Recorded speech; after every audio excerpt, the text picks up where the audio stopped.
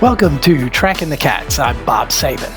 A couple of notes before we start the show today.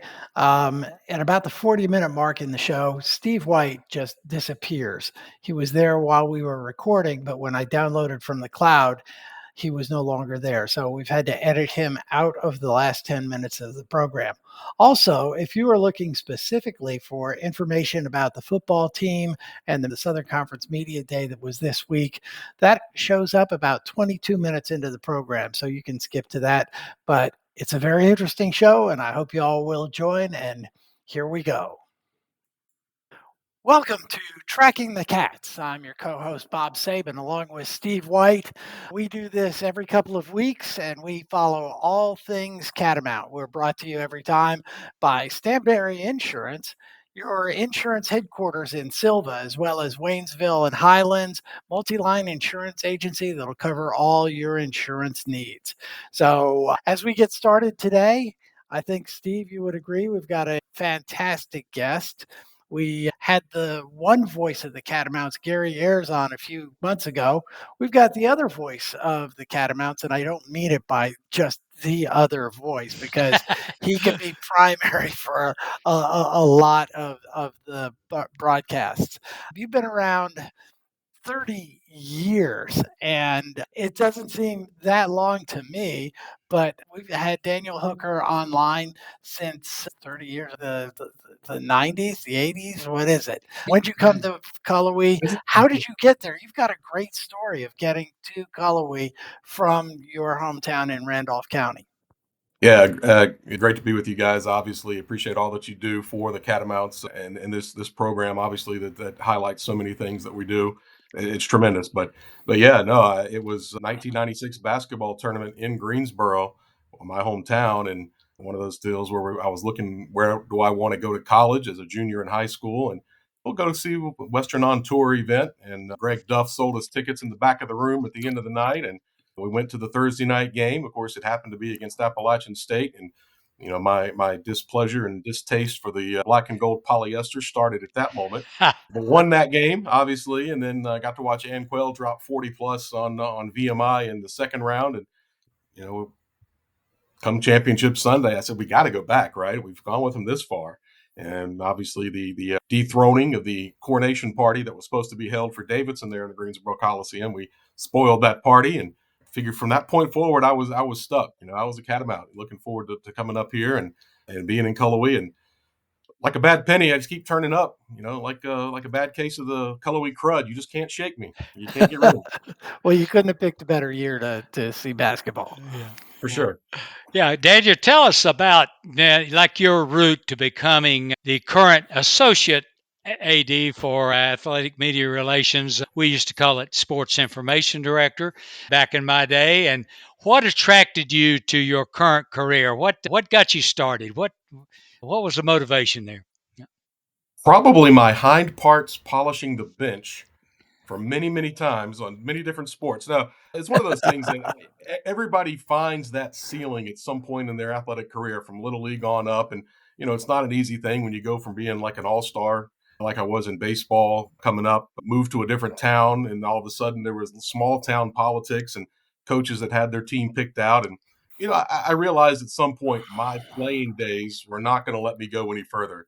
They were not going to carry me on. I wasn't going to be suiting up in the NHL, the NBA, the NFL, or MLB anytime soon. So I said, what can I do to stay involved? So in high school, I started doing things like keeping hand stats for football. And that worked out well because I had a football coach that was my physics and trigonometry teacher. So during trigonometry class or sometimes during physics, I got to sit there and calculate football stats, which was much more entertaining and much more enjoyable. But doing that and calling them into the local TV stations on Friday nights. I mean, talking over the phone to give them the stats. Started doing that, started keeping baseball scorebook for the team. And so I was involved. And then started writing for the local newspaper. And that was a way to earn a little extra money, get a little extra notoriety. And came to Western and parlayed that into the Western Carolinian. Stumbled into John Moore's office one day over in Stillwell and ended up getting a job with the newspaper. And then went from that straight into stumbling into Steve White's office. And Steve White said, "Yeah, we're always looking for suckers. I mean, people to come work for us. We're always looking for people that want to get into this and follow them in the great footsteps of people like a Lindy Brown and people like that have come through. A Casey Culler who had come through and worked in sports information during their time. So was able to latch on there. So it kind of was a no brainer. Go to school for communication and sport management and work in that industry. And I'm get to be one of the lucky people to do that. So I guess that was around the year 2000, and I'm not sure when you started doing baseball games over the Catamount Sports Network, but I've enjoyed listening for many years. Things like "Goodbye, Mr. Wilson" and "Seat for One with a View." You've got some catchphrases. I've always said I think you could do this for pretty much any baseball team you wanted to. Is baseball team your first love as far as broadcasting? I don't know. I'm so I'm so cyclical. I'm so seasonal. Maybe I don't want to talk about baseball during football season. In basketball season, I want to talk basketball, and in baseball season, don't talk to me about. Don't tell Kerwin I said this, but don't talk to me about spring football during baseball season. I'm on the diamond. Baseball might be the favorite because, as Steve can attest, you get to talk more. Baseball's just made for radio. It's made for broadcast, and you Right. get to talk more.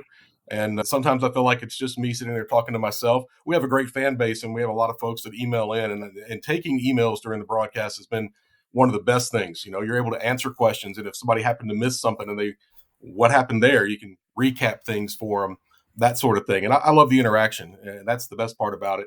But yeah, baseball might be up there as one of the favorites. I've After I wrestled the microphone away from Steve White in the late '90s, I think after the Charleston incident, Steve decided he wanted to hang up the headset. But it's one of those things. The pleasure of working with the crew that we've had, the people we've had involved, and you look at the names that we've had involved in our network. I mean, it's a veritable who's who, in my opinion, of folks and broadcasters and our league itself. We've just got a great league for broadcasting, and I think it's an underrated league when you look around at all the broadcasters across the board that we've had over the years. And you look back a couple years ago when you had Gary Ayers, Steve White, and Fred Goldsmith in the booth all at one time. Gary got to say a couple things now and then, but other than that, it was enjoyable to listen to. Yeah. And I've grown up listening. I grew up without cable TV a lot, and so every Sunday afternoon I was listening to MRN radio and listening to how they called a race, and that's how paint the picture for me without seeing it. Would only get to watch maybe the Daytona 500 on CBS. The rest of them at the time we couldn't see, and so we listened to them, and so that's where my appreciation came in. I appreciate listening to that and the storytellers. And there's nothing like a hometown voice, and that's what makes me when I do the ESPN. It makes it so difficult because they want you to be right down the middle, be excited for both teams, and that's Right. probably that might be the most difficult thing I've done in my career is Yes. trying to take off the purple colored glasses and just see things right down the middle. Well, Dan, Well, you're there's you're you go ahead, probably Steve. the most versatile person I've ever known in this position, and you're a lot more than your interest, even deeper than what I had and what I still have today. What's a favorite part of your job? I know we all have things that we like a little bit more than the other. What's your favorite part of being the sports information director, athletic media relations director? I think I think part of it has just been that there are no 2 days that are alike.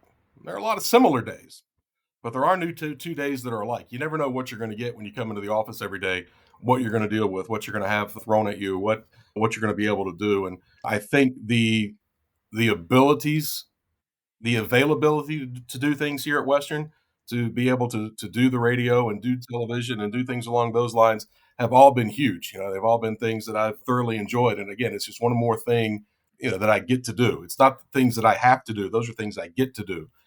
There are some things I have to do, and those are those meetings that probably could be emails, but you do what you got to do. You sit through those, but no, I think just the ability to have my hands at a lot of different things, and I care so much about this place. This place gave me an opportunity many years ago, gave me that proverbial hand up when I was looking to make a move and looking to get back involved. And I've had the chance to mentor under some outstanding sports information professionals. I'm still old school like Steve. I still want to call it sports information, but I think it's just that's the biggest thing for me is just the ability to be able to do so many different things and have my hands involved in so many different areas. Now, it does create havoc a lot of times. And sometimes I wish I could clone myself to where I could be in 3 or 4 places at one time. But overall, it's just, I think that's the biggest thing. Well, Steve mentioned a minute ago the Charleston incident, and I'm thinking of, I'm sure over the years you've had some great, either very scary moments or very extremely funny moments. Would you mind sharing one or two of those? I'm not sure how many of those are going to be able to be on air. There's so many. No, it's This is a no, podcast. We could say no. anything, and we We've don't had get so bad, but Yeah, we've had so many great moments over the years. The scariest moments, all you have to do is say, "Hey, Gary Ayers is driving," and there you go. And he'll no. When he almost drove us into a median, leaving Clemson one time, that was fun. Yeah. We've had those. We've had we have stories we tell all the time.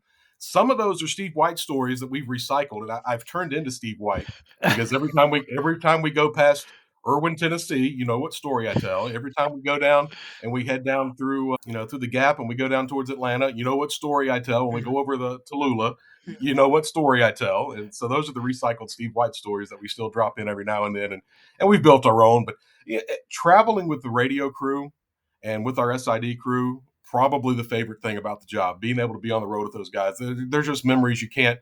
There's little stories, there's little quips, there's little things, you know, just that make the moment. We got so many that we could not share that one day we'll sit down, and I think it's Steve White and I think I've talked to him about, we need to sit down and write a book. Some of the things that you could share.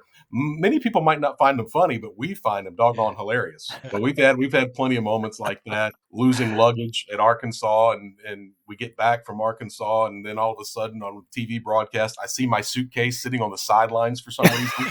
That it got taken off the bus and taken to the sidelines, and we see it on the TV broadcast. We're like, wow. I mean, there's just so many different things. And being able to travel with teams is terrific. And that's one thing I miss a little bit here in the last handful of years is we don't travel with the teams as much as we used to.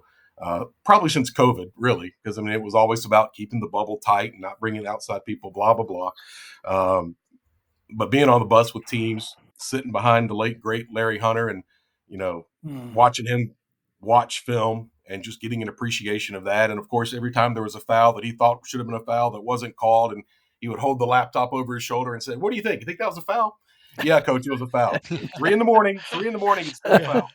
But no, it's there's been some great moments, some just great travel times, and I mean, we got some great stories. Ask me about the Greg McLam sideline reporter guy. Yeah. Ask me about the Charleston trip with the amount of food that he consumed in one trip down. That one never gets old. That one never gets old. So Yeah. that was 2 Subway sandwiches. So then we went to the Wreck in Charleston. Then we went to Andolini's Pizza and Krispy Kreme and a gallon of milk. And all of a sudden, somehow he survived and made it to the next day. So Yeah. he'll be happy I got him in on the podcast too. Yeah. Who calls him Greg McBaby Sheep? I forgot, Yeah. but It's That's heard that a few that's his times. name.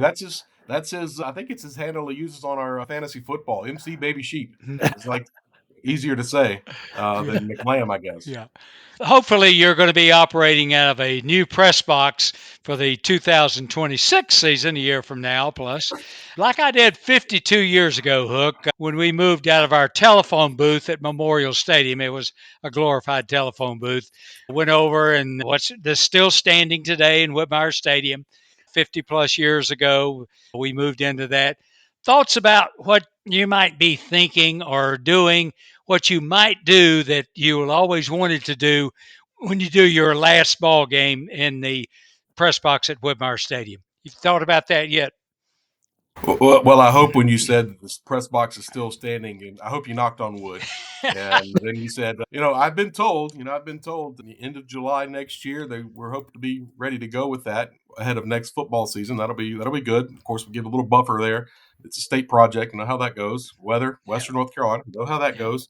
Just looking forward to seeing. I've seen so many designs. We've had so many plans over the years, yeah. and things have just not worked out. I look back in 2008 with plans for a bunch of different things, and then the economy turns south, and all of a sudden you don't have the money to do things. And the fundraisers here at Western and our fan base in particular have just been tremendous in the raising the money and getting us to a point where we can even talk about this with all the changes in college athletics and what we're trying to do. And it's a keeping up with the Joneses type thing. You got to have it. You got to do it. And it's not just a press box. It's a whole facility upgrade in terms of football offices and just being able to have a better home environment to add to what is the best atmosphere on football in the Southern Conference. I mean, we have the best game day atmosphere. And you probably go 1 through 9 of the head coaches, and they would all agree across the conference coming to Cullowhee is not an easy thing because of our fan base, because of our band, because of our cheerleaders and dance team, our students, because of that atmosphere. It's just second to none in our conference. But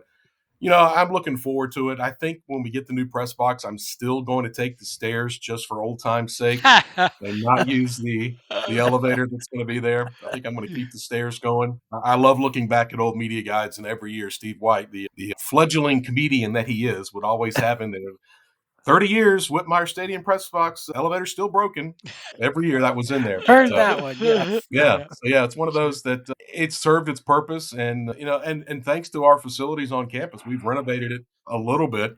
It's amazing what a nice coat of paint and a little bit of new carpeting can do for a building, and it's very functional. And you talk about some places we go that have better press boxes as far as appearance that aren't nearly as functional as ours is. So ours is basically it fits Western. I mean, we do more with less. That's kind of our mantra with a lot of areas. The Todd Raleigh always talked about that with baseball. We play our track and field does that. Jesse, his guys, teams practicing indoors for indoor season in the middle of winter in Cullowhee, and they're practicing outside. There's a chip on the shoulder that gives us an edge, and I think makes our Catamount student athletes just that much more special. Quite honestly, for what we do, and we spend more time talking about what we have and not what we don't have, and I think that's the big thing. And you know, I'm looking forward to the new building. There's going to be some changes. No more peanuts and Cracker Jacks in the press box. You're going to have to keep it clean. We're going to put some rugs at the doors to make sure feet get cleaned, and we're gonna take care of that thing for sure. And it'll be different. I don't have to worry about are the fans working today? Do I have to go turn off all the breakers at the end of the game? Do I make sure all the windows are closed? It'll be a different experience, but I'm looking forward to the new one. And I'm hoping we get to use this one, 7, maybe 8 times this year, not have to worry about Yeah. just working through the regular season. I would love for the swan song of that press box to be one that, instead of tearing the goalpost down at the end of the going to the national championship, we tear the press box down. Yeah, that's right. Uh, And the biggest thing, Hook, is not looking into the sun for oh man, blinding. That's the well, reason my eyesight. That's what happened to my eyesight. Yeah, well, I will say this, people come out of the summertime with the world's best tan. yeah, I come out of football season with the best tan. It does wonders for the yeah, complexion. yeah, Well, yeah, as a student there in the mid 70s when it first opened, there was no West Stand, right? So yeah. everybody got a beautiful sunny afternoon football game, which was exactly the opposite from Memorial Stadium just the year before. You were always in the shade on that when you were down in the valley there. Technology wise, and position wise, how have things changed since you started in the media realm at Western Carolina? And we had technology problems 15 minutes ago. Um, and we've seen them both over the live air as well as, Monday afternoon. Technology, yes, but there have been other changes to your job as well. Yeah, for sure. Anybody that ever wants to complain about live feed and live broadcast, I invite you to come down and take a look behind the scenes. And everything might look like the old duck on the pond, but I tell you, underneath he's paddling like hell. And we're doing the same thing a lot of times, trying to get these things on. And always appreciate the patience of everybody because again, we're dealing with a lot of student staff on some of those things that make it difficult. But yeah, technology. I can remember when I first came in. You talk about the other side of the stadium. I remember the small bleachers and the evergreens that also served as a bathroom at times for visiting teams back in the day there at Whitmire. But I think the biggest thing that's changed is just the instant gratification. People want it now. It's not a matter of I still remember getting the weekly press releases from the Southern Conference through the mail. I still remember calling sports systems on a fax machine, dialing in the codes to what reports you want, and it's spitting out scores. And the only time you got to get a score update is if you did the fax machine, and somebody's job every game day was to go, every 5 to 10, 15 minutes and print out the sports system. And it always reminds you, you have 20 reports left, you have 19 reports left. And then all of a sudden, you get near the end of the year, you're like, we'll print your scores at halftime, and that's it, because we don't have any more views there. But so those are things now, and now your scoreboard update, it's on your phone. I mean, it's you're walking around with a handheld computer, and you can get that anytime you want. I mean, you get our broadcast over the phone.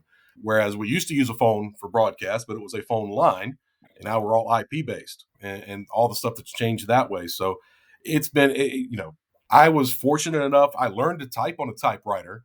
I am that old, but at least when I got to college, it was all computers, and that's when I learned old PageMaker that turned into InDesign, and then the addition of Photoshop and all the things we do to try to do graphic designs. And and our position's now a catch-all. It's not just write the stories for the website and keep the stats. It's update the social media. It's not just the Twitter and the Facebook, but also the Instagram, and keep those things up to date. And then keep your finger on the pulse of where people are getting stuff, because you got to reach out. And obviously, we have so many different constituencies. We have the Steve White era that looking for that. They're looking for that Sunday morning newspaper in the driveway that the Asheville Right. Citizen Times may or may not send to you. Then we got those people that you say newspaper, they have no idea what you're talking about. They want to get it on. They get their news through Twitter, and if it's not 120 characters or whatever, they're not going to read it, or they want to see a picture of it, and that's all they want. So we're trying to capture that. We're also trying to capture and keep in touch with our and what they're looking at. So, our coaching staff leans on us to help with that. So, it's really changed that we're all in the same boat. We're all trying to row the same direction. The job that we do not only helps with keeping our fans up to date, but also keeps our Catamount Club involved to make sure they know the information when they're going to visit people. One of my favorite things is to sit down with our Catamount Club staff, and they tell me who they're going to visit, and I tell them about that individual so they can go talk to that individual and have a background on them. And it's just because we're so much about friend raising before we fundraise. I think that's the biggest thing we do here. And we've always said this place is about the people. And I think that's, once we keep that in mind from top to bottom, that's always going to keep Western Carolina special. But yeah, technology, you never know what's going to hit next. We're now talking about doing television over IP cameras and things like that, and Wow. trying to bring those in. And so that's the next wave. And we're trying to be proactive, looking at this new building we're building, making sure we don't short ourselves on the front end. Make sure while we're pulling things like fiber, let's pull enough to where we can expand. And so have the stuff we need for today, but also be thinking about tomorrow. And I think that's, the strategic planning that goes into that. And I think that's the biggest part of athletics today is strategic planning. I don't know how much Bob Waters thought about the next 10 years when he was coaching football and athletic director, but now we got to think about that. We got to think about what's going to look like, especially with the way things are changing just about daily in athletics these days. Yeah, I can imagine. And Steve, I'll let you go real quick. But when you were putting together the Meyer Stadium, when we were, not you, the number of phone lines they had to consider, right? That was Mhm. Mhm. basically phone lines and a few electrical outlets, because if anybody was visiting, they needed multiple phone lines for a broadcast. So that's wild. Yeah.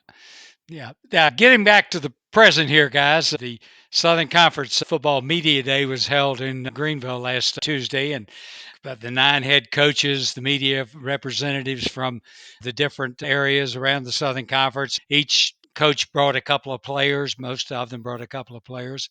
And then they had the voting, the preseason poll. Catamounts picked third, one vote out of second place in preseason poll. And what surprised me, 11 Southern Conference player picks from Western Carolina in the top 2 rounds there. That was a very, very great. That tells you what the other coaches think about the talent on this football team. And Hook, maybe talk about something you saw there, a disappointment, moving on into this. What your thought was about the media polls of the all conference team, so forth, what it was all about. Yeah, I think with the coaches poll, I think our players might have been a little disappointed. We finished second a year ago, and you kind of figure you might finish there again. You bring back a lot of talent, a lot of similar talent. We did lose some good pieces the way things go, but I think that might have been a little disappointed. But we're only 1 point out of second place, and you got a first place vote. I think that's the difference. Chattanooga got 2, we got 1. With the all conference teams, yeah, it's quite an accomplishment. I can remember the days when I got 1 or 2 and was happy. We're like, wow, I miss those days when I have to write up a story that involves 11. I miss the days of the 1 or 2, but no, it talks to the talent of this level of this team, and I think that's the thing. Anybody that asks me about going into this year, what are my thoughts on this team, and I'm saying, for me, quite honestly, it is the most talented group that I've seen in a while, top to bottom. So much talent. The difference is it's unproven talent in terms of unproven here. We don't. They're not household names. They're not the Terrion Robinson that you see for 4 years. It's not the Spearman Robinsons and the Canoris Bensons, and it's not the Detrez Newsomes that what you're going to get each time out.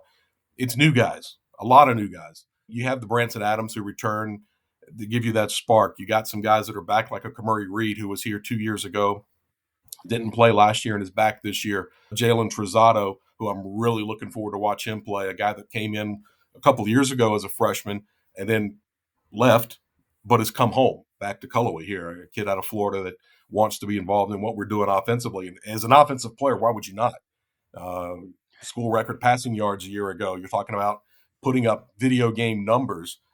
There's some teams that struggle to get a couple hundred yards a game. We had a game last year with 800 yards in one game, and there are teams that are barely getting that in a season. We had it in a game. So, I think from that day, the guys really enjoyed it. I tell you what, Micah Nelson and Caleb Fisher were media darlings. They were just unbelievable to take two of those guys, and it was a reward for those guys to go ahead and take some upperclassmen. You talk about Micah, who's been around for since 2019, going into his sixth or seventh year in terms of being involved. He's like an internship shy of having his master's degree. I mean, that's the kind of kid he is, a local product from Western North Carolina. Many people might have saw the picture of Gary Ayers putting on his Swain County hat before he did the interview with the Murphy High kid, trying to rub the old high school rivalry in his face there. But yeah, no, the guys had a blast. Caleb Fisher actually won the bowling. Did a bowling on Monday night, and Caleb Fisher had the highest score, so he won that. We won't say what Micah's score was, but it wasn't. He did not win. Caleb won, and those guys enjoyed meeting him. And they said, "Yeah, it's interesting because you see these guys. They didn't go there to make friends." He said, "We didn't go to make friends. We were cordial. We had fun with the guys, and so on game days now they'll be able to see those guys and recognize across the line of scrimmage, that sort of thing. So it's always fun to watch the interaction those guys have, and being able. The conference does a great job with the event. I've always thought so. I always enjoyed those. I miss the media hospitality room. Maybe I think that was one of Yes. the highlights. I've had plenty of good stories with the John Cathys and the Rick Covingtons and the Steve Whites of the world. I've probably learned more about the business in those than I did actually doing the job, listening to those cats talk. But it's media day was fun. I think it's going to be a competitive year, and I think there's so many unknowns, and I think that's the new version of college football, especially at the FCS level. It's unknown because you have so many faces that are new. I think that also lends itself to the way the all conference team shook out because yeah, you put up a couple of guys who were not in the league a year ago. Coaches don't recognize them. They look at numbers that may have been put up at a D2 versus an FCS. How does that compare to what we have that may have shaken the votes? I don't know. I mean, it's hard to say, but I think the excitement's in the air. That's for sure. And like I told the guys down there, this is kind of the unofficial kickoff. Once from that point forward, from media day on, it's go time when it comes to getting ready for the season. And the thing that is exciting for me is, and I'm sure for all of us, is being disappointed that we weren't picked one or two, right? We're picked third. It's only been 2 or 3 years since I'd say to my wife, gosh, I hope we don't end up last. And she goes, that would be nice. I hope we can beat Citadel. That would be nice, was her response, because she had no hopes whatsoever of anything being optimistic. And this is great. But stepping back into it, Coach and his comments, and I enjoyed listening to his talk during the media day. He said his biggest disappointment last year was that of the 5 losses we had, 4 of them we were ahead in the fourth quarter, including NC State and Montana. What's your opinion, Hook, on how we will be able to change that mantra this year? I think it's the development of depth and being bigger, stronger, and faster. I look up front, for instance, and you look back at times where we're running the same first and second stringers out against second and third stringers at some of these places, especially when you go play FBS. We wore down. I think Jerry Odom's got an outstanding system to be able to run the defensive side, but we're bigger up front. And so, again, it's all about X's and O's, but it comes down to Jimmy and Joe's. If you don't have the Jimmy and Joe's, I don't care how you work off the X's and O's, it ain't going to work out. If you've got a guy playing 80 snaps and he's already undersized and he's getting leaned on all day, all of a sudden that front is going to show. Developing depth, developing size. We're probably tipping the scale mostly 285 to 300, 310 or higher. Jamichael Wilson, big guy, walks in a room and you know it. He turns sideways to get through the door up front on D line. So I think we're bigger there. We're bigger on offensive line.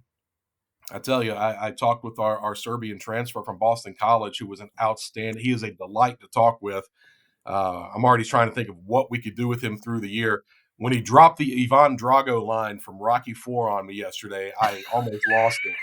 Uh, Again, Eastern European, but no, he's a giant. He's so big, and his hand. He shook my hand, and it just encompassed all the way to my wrist almost. I mean, he's a big young man and mature. And Vito, a guy from Spain who transferred in, we we're bigger, we're stronger, we're faster, and I think we've got more depth. And I think that's where you look at it and you're not running the same guys out there. And I think that's the difference, in my opinion. And just the knowing the confidence in the system. I think especially defensively, year two under Coach Odom. I talked with both Fish and Micah about it down at Media Day. I said, "What's the difference in year two?" And they said, "Well, we're playing, we're not just thinking." Because with Coach Odom's system, there's if this happens, you got to do this, but if this happens, you do that. There's so many things, and instead of going down the old proverbial checklist, those guys are just reacting. And I think that's going to be what's key with a lot of those veterans on defense. I'm looking forward to watching that defensive side go to the ball. I did ask him if some of the yelling was down with Coach Odom, and he said not so much. Coach Odom disagreed. He said he's been very calm this during the spring ball. So we'll see once we get spring ball to fall ball is a little different. We'll Yeah, see how that yeah, goes. yeah. I love the intensity that Coach Odom brings, and he's hard on the guys, but he loves them up and he respects them, and they respect him, and that's great to see. And of course, you know, Coach Odom was talking about all the guys we have, all the coaches over on the offensive side of the ball, and I said, "Yeah, and your old head ball coach is an offensive minded guy too." So he's going to offense. Coach Bell thinks we have one of the more talented. I mean, even after losing what we've lost the last couple of years to transfers, Isaiah Johnson and DeAndre Tamarez from last year. You look at Sincerely, Raphael Williams, Poppy. When we lost those guys, he still thinks the group we have in camp coming in next Tuesday or coming in on the 29th, he thinks those guys might be more talented. And so Oh, that's can be scary considering we broke the school record for passing yards a year ago to see that. So looking forward to all of that and seeing how it all comes together. You got to play all three phases. I think that's the other thing. We can't have any breakdowns in one phase or the other, which we've had a couple times in some of those close losses. I tell you, guys, I don't know if they talk about my conversation I had with Coach Bell back in the spring. To the coach, I said, I've been around Western Carolina football for 64 years, since 1961. Never won a conference championship. How I came so close so many times. Only been to the playoffs twice, 74 and 83. And gosh, I just miss it. I just want that conference championship before I expire. And he said, well, how old are you? I said, well, I'll be 83 my next birthday. He says, dang, we better hurry. You know, thought we might get one last year. Yeah. Thought we might yeah. have an Yeah. opportunity. Obviously, I think we had. You go back and look at the resume we put together. Teams we beat that had wins over. I mean, we beat Sanford, who gave our automatic qualifier their only loss during the year. And they the Right. only team to beat Mercer in conference, and to go to Montana and not only face a very good Montana Grizzlies squad, but also Big Sky officiating. Yeah. I Yeah. can I Yes. can say that here. Yes. You know, that's one of those things that it is what it is. But we gained some respect across the country with that game. And I will say this though, the folks in Montana were terrific. But then when their athletic director and their department did some fundraising around Hurricane Helene and had that on their video board, message board there at the stadium the week after all the tragedies with the hurricane, and Montana went to bat and made some donations with that. That spoke volumes to me about the impact that we had as a program going out there to play them, but also just the people of Montana. Quite honestly, it was unbelievable to see that. So it was a tough time for everybody involved, but it was great to see everybody kind of pull together. I'd like to see more of that across the country and it just in normal times pulling together like that. Right. So we've got other sports going on in the fall, believe it or not, other than football. And I wanted to see, have you been peeking in at particularly volleyball or soccer or any of Yeah, those? well, they're about to get cranked up. I know Chad Miller is pretty excited. He thinks he might have a more offensive minded team yet again, which is pretty impressive considering what they did a year ago. But What they did defensively was probably more impressive, and the number of shutouts that they were able to put up on the board and defensive player of the year in the conference. They were disappointed in coming up short there in the tournament, being having it hosted here in Cullowhee. And and it's a different world when you go from being the hunter to being the hunted. And that's what they've been the last couple of years. We've been the standard bearers in the conference. And I don't expect them to miss a beat. I think winning can beget winning. Winning can help you win more because you're able to get better recruits. You're getting more notoriety, especially in the club world when it comes to soccer recruiting. And I'm looking forward. We're going to have coming up in the middle part of August our first coaches show. That'll be kind of the fall sports preview. We'll have Coach Miller on to talk more specifically about that. But he's got a great group returning. They love each other. That is one of the most closely knit teams. Them and volleyball both of our fall sports teams that are very close knit. Volleyball lost some outstanding players the last 2 years. Karen's in a rebuilding phase and getting that back. But I have the utmost confidence that she's going to have that team going in the right direction. They got some great leadership on that team, and the way she works that with the players, giving them input on things, going to the seniors and the juniors and the upperclassmen to help shape the way things are going is huge. And of course, she's one of our most tenured coaches here in Cullowhee right now for the job that she's able to do. So I'm looking forward to both of those fall sports. Of course, we'll have basically a lot of new faces on our men's and women's golf team that do compete during the fall. And shoot, pretty soon we're going to be talking about basketball being a fall sport since they start in early November. Yeah. Pretty soon we're going to be talking about the week after Labor Day, start talking basketball the way they keep moving that season to almost year round. Remember the days when I look back in media guides and it's like, yeah, we started the season just after Thanksgiving. I'm like, that would be lovely to start basketball that For late. you guys. Not to take anything away from them, but just for the external staff of all the number of events. But looking forward to that. Going to have those schedules for basketball coming out probably sometime late summer, early fall to get those things geared up, and looking forward to year two under Coach Kraft and Coach Sippas. Whole new rosters, but I tell you what, we had some photos earlier this week had some basketball players come in to take advantage of the football media day, football photo day we had on campus. And we have some size. I mean, we have some guys that have to duck to walk into rooms. So when we renovated the basketball locker room, we didn't talk about raising the doorway. That should have been part of the conversation because we got guys that have to duck to get in and out of the locker room now. So Wow. we're getting that going. So looking forward to that. And it's one of those things that the analogy I use with my staff all the time this time of year is we're standing at the bottom of the mountain and we're looking at the top. And by golly, we look up there and it looks like a long, long way to get to the end. But once you get going, one foot in front of the other, pretty soon you're well on your way and you get to be the halfway point. And it doesn't look nearly as daunting when you start walking that path. So that's what we're looking forward to. Looking forward to selling out the stadium this year. We lose a couple of rows in the stadium to construction for safety purposes, but we're going to have that thing rip roaring, ready to go. Stadium's going to be ready to go for the first game. I have a few other additions. Kevin Stanberry and Stanberry Insurance will get to enjoy one of our end zone pods, I think, end zone seating. Looking forward to that.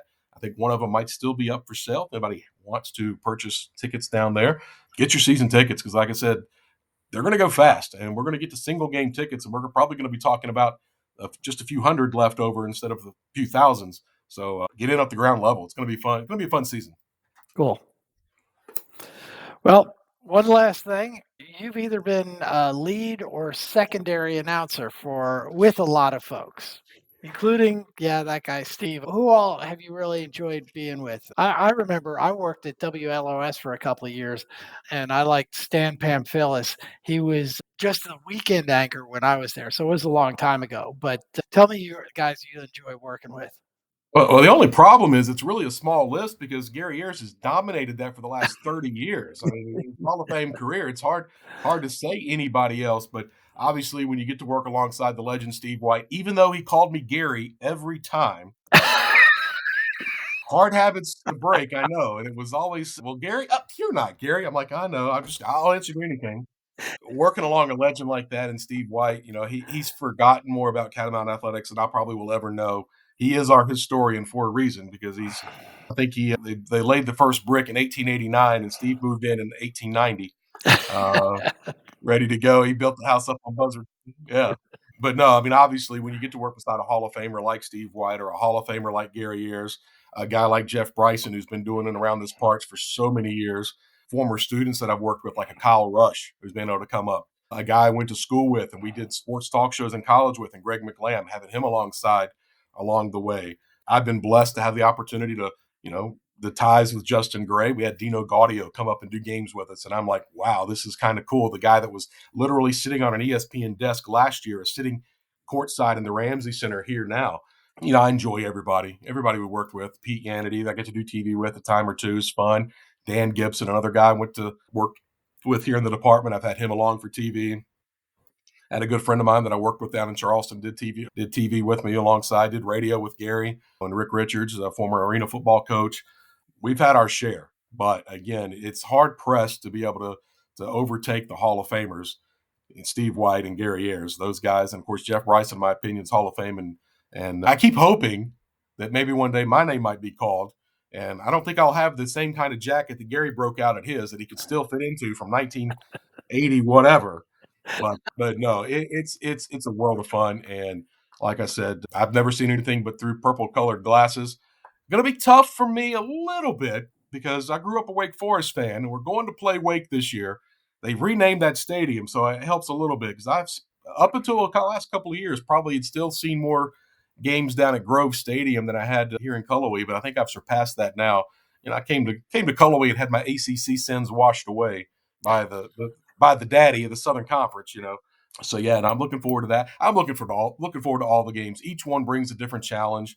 We've got a great conference. We got some great coaches. I'm telling you, watch out for the Citadel Bulldogs. I think Maurice Drayton. I think the world of him. I worked with him in Charleston. He believes what it takes. He knows what it takes to be a cadet athlete, and he's going to get them going in the right direction. Never look past VMI at home. Obviously, Mercer's got to be the standard bearer. ETSU is reloaded with some great talent. Chattanooga's always got an outstanding team, up and down. And of course, our chromatic rival, we get Furman. Looking forward to that matchup with those guys again. They may have a little bee in their bonnet after last year's game. I think we just scored again just a second ago. Um, I then love it. again, just the SIDs in our league and guys, I think some of even Steve might have been worked with. There's a couple of them around still. Hunter Reed. So yeah, we've got some great ones in our league. Media day is so much fun, not only for just getting to see the kids interact, but also being around those guys and gals in the league and the men and women of the Southern Conference. And we have the best conference in this level, in my opinion. I'm sorry. I don't see the Big South OVC connection being better than us. I don't see the CAA being better than us top to bottom. We play everybody. You can't hide from anybody on your schedule. You got to play everybody in your league to win a conference championship. And other leagues aren't like that. So I think that's what, MC Michael Cross, our commissioner, brought up. You can't hide from anybody. You got to go play them all.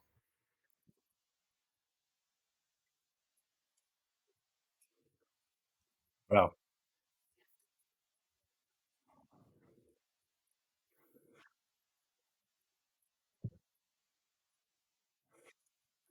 yeah. Go ahead. I agree. I agree. Fifth oldest conference in the nation, 1921. And again, being able to say that the SEC and the ACC got their start from our Southern Conference it speaks volumes to me. And like I said, I really appreciate the job that our conference office does and trying to keep their fingers on the pulse of college athletics. And again, here we are at the FCS level, Division One, obviously, but P4, we're not Power Four, we're not in the decision making seat, but we still have our place and our conference deserves more respect than I think we got a year ago with just one team getting in my opinion, because I think uh, you look at our conference, the same with baseball conferences past year. We were, one of the top, what, five, six, seven, eight conferences in the country Yeah. as far as baseball. So, I mean, it's one of those things that we've got a great league because of the people. And I think that's where it all starts. Well, I'm going to give you one more compliment because of what I have heard from, when we're doing an away game and watching ESPN Plus, we're getting their announcers, right?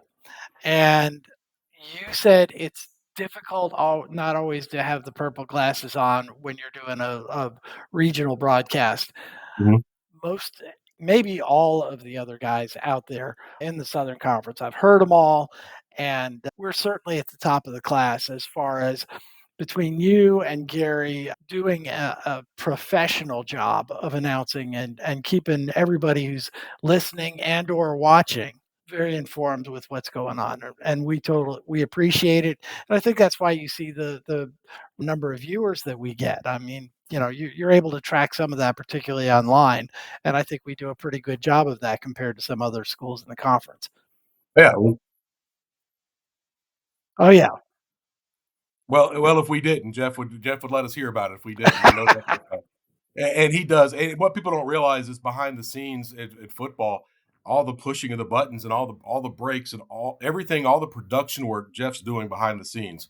wow, I help with a lot of the setting it up and getting things going and getting things loaded, interviews loaded to the computers and stuff like that. But we're one of the few. We don't send it off to a Grand Central Station or an ISP or whatever. We don't send it to somebody else and let them do all the production. We do it all ourselves. And so that's what people don't realize a lot of times. And the same goes with our ESPN stuff. Our ESPN shows are all everything's in house, and then we send off, and we've started running all the breaks and everything like that. So it's a lot. It's a lot of work that goes into it. And I always invite anybody that wants to come behind the scenes sometime just to get a glimpse. Like I said, it is controlled chaos. It's herding cats, anything you can throw at it. That's kind of what it's like with these live broadcasts. But I do appreciate that. I know people sometimes get frustrated. I want to be up there. I want to homer it so hard. I want to be the homer guy. It's not easy, but I got to get excited for both teams. That's what ESPN has asked us to do, and that's what I'm going to do. And that's why I prefer radio sometimes because I get to do a little more homer broadcasting than otherwise. But I appreciate that, Bob. yep. Well, it's been a great 45 minutes having you with us. I've enjoyed the stories. I enjoy your input, and as usual, I think it's been good. Like I said, I'm so thankful for this institution for the opportunities that I had that I might not have had any other place that I went. The opportunities I had as a student to come back as an alum, to be involved, the chance to get involved, and I think that's something that I preach to our students as well. The opportunities that are here to be able to do that, and I learned from the best. I mean, I had Steve White, I had Jody Jones, I had Mike Kaywood, I had Craig Wells, some of the best names we've had. And you look at the longevity we've had. I mean, you go back between just me, you, Mike Kaywood, and Jody Jones and Craig Wells, and that's probably the last 60, 70 years of sports Yeah, information. I mean, think about it. I've been doing it for 20, yep. ironically enough. So again, it's the longevity we've had, and it's a lot of it's been homegrown. And if it's not homegrown, we do a good job of transforming people and getting them going in the right direction. I think Mike Kaywood still thinks himself as a catamount, even though he's having fun out in Arkansas with Hunter. But yeah, but I appreciate what you guys do. Of course, this is also obviously we've got you linked on catamountsports.com, trying to help push the tracking the cats because I really appreciate all the effort you guys put in bringing this and kind of filling an extra void. This is an extra piece to covering the catamounts, and I really appreciate the job that you guys do. Thanks. I was doing some research when we were putting this together a year ago and found out that nobody else was doing a Catamount podcast, and most of the other schools have at least one. And so here we are. But speaking of cross promotion, you mentioned the coaches' preseason special. When's that going to be? Haven't set the date yet. We're working with the Catamount Jacks to get on their schedule, but we will have a preseason show that'll have all four of our fall sports with Kerwin Bell and Chad Miller. We'll have Jesse Norman and of course Karen Glover from volleyball. All will be a part of that show, and then we'll have our Catamount Football Weekly that'll kick off, and that'll be. We're trying to add in listening to some of the fans. We're trying to add YouTube as well as Facebook Live just to hopefully help expand that viewing audience. We're working on that, trying to get that set up. But if all else fails, it'll at least be through our athletics Facebook page. Looking forward to that. That'll start before the first game.